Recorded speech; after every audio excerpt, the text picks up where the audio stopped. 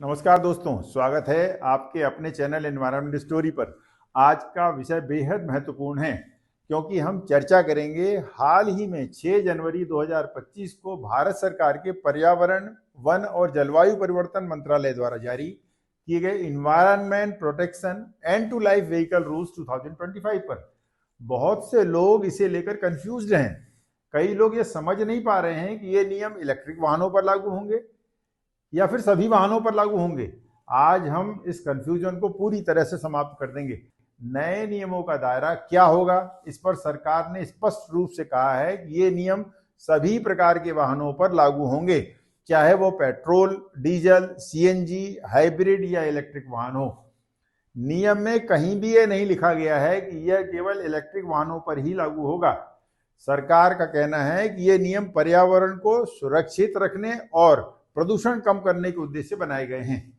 इसका मतलब यह है कि चाहे आपका वाहन किसी प्रकार का भी हो, चाहे वो 2 व्हीलर हो या 4 व्हीलर हो, सभी प्रकार के वाहनों पर इन नियमों का पालन करना अनिवार्य होगा। ये नियम हर आम नागरिक के लिए क्यों जरूरी हैं, ये कब से लागू होंगे और इसका हमारे जीवन पर क्या असर होगा, आइए इस सब को बहुत सरल भाषा में समझते हैं। ये नियम 1 अप्रैल 2025 से पूरे भारतवर्ष में लागू होगा। इसका मुख्य उद्देश्य पुराने और बेकार वाहनों को सही तरीके से निपटान करना और रिसाइकलिंग को बढ़ावा देना है। पुराने वाहनों को सही तरीके से स्क्रैप करके उसमें इस्तेमाल की गई सामग्रियों को फिर से उपयोग में लाया जा सके। इन सब के उद्देश्य से पर्यावरण को 2 फायदे होंगे। पहला, कच्चे माल की मांग कम होगी जिससे प्राकृतिक संसाधनों की बचत बढ़ेगी और दूसरा, वाहनों के स्क्रैप से होने वाले प्रदूषण पर नियंत्रण लगाया जा सकेगा। अब सवाल आता है कि कौन सा वाहन कब स्क्रैप किया जाएगा। आइए इसे भी सरल भाषा में समझते हैं। पेट्रोल और डीजल वाले व्हीकल में प्राइवेट कारें 15 साल के बाद और कमर्शियल वाहन जैसे ट्रक, टैक्सी इत्यादि 10 साल के बाद स्क्रैप किए जाएंगे। वहीं इलेक्ट्रिकल वाहन यानी ईवी, जिनकी बैटरी की आयु लगभग 8 से 10 साल होती है, बैटरी बदलवाने के बाद इनका उपयोग जारी रखा जा सकेगा। लेकिन अगर वाहन पूरी तरह से काम नहीं कर रहा है तो इसे स्क्रैप किया जाएगा। इसी तरह 2 व्हीलर यानी स्कूटर, बाइक्स इत्यादि जिनकी एवरेज लाइफ 12 से 15 साल होती है, उनकी मौजूदा स्थिति के आधार पर इन्हें स्क्रैपिंग के लिए भेजा जाएगा। चलिए अब समझते हैं आम आदमी पर इसका कितना असर होने वाला है। वाहन मालिकों के लिए पुराने वाहन के स्क्रैपिंग के बदले सरकार या स्क्रैपिंग सेंटर आपको एक प्रमाण पत्र देगी। इस प्रमाण पत्र का उपयोग नए वाहन की खरीदी पर छूट पाने के लिए किया जा सकेगा। क्योंकि इन्वायरमेंट स्टोरी एक स्पेशलाइज्ड चैनल है, इसीलिए इस विषय पर हमारे स्पेशलाइज्ड कमेंट्स भी जान लीजिए। सरकार की नई स्क्रैप पॉलिसी से वाहन उद्योग को एक तगड़ा बूस्ट मिलेगा। इससे नए वाहनों की खरीदी और बिक्री को अचानक तेजी मिलेगी और मार्केट को तेजी से ऊपर उठने में मदद मिलेगी। पुराने वाहनों के हटने और नए वाहनों के आने से स्थानीय आबोहवा में उल्लेखनीय सुधार भी होगा।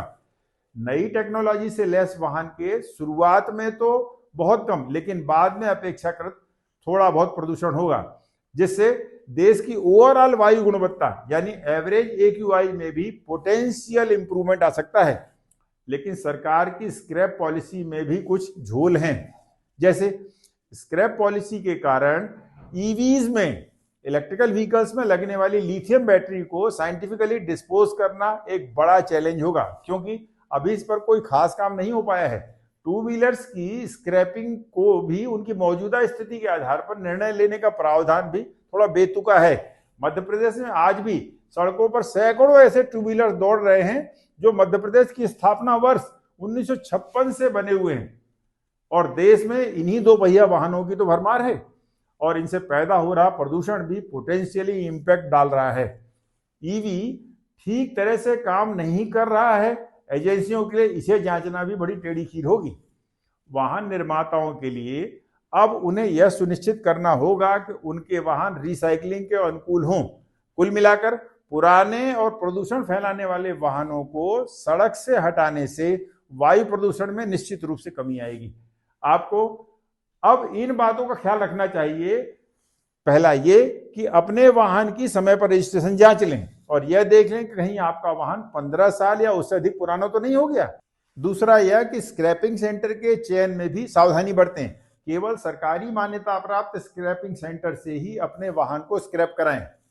तीसरी बात, नया वाहन खरीदने की योजना बनाते समय स्क्रैपिंग प्रमाण पत्र का लाभ उठाकर नए वाहन पर छूट जरूर पाएं। तो दोस्तों, ये थे end of life vehicles rule 2025 से जुड़े महत्वपूर्ण बिंदु। इन नियमों का पालन करके न सिर्फ हम अपने पर्यावरण की रक्षा करेंगे, बल्कि यह हमारे समाज के लिए भी एक बड़ी उपलब्धि होगी। इस वीडियो को आप लाइक और शेयर जरूर करें और अपने इष्ट मित्रों तक भी जरूर पहुंचाएं। चैनल को सब्सक्राइब करना ना भूलें ताकि आपको हर जरूरी अपडेट हम सबसे पहले पहुंचाते रहें। धन्यवाद। जय हिंद।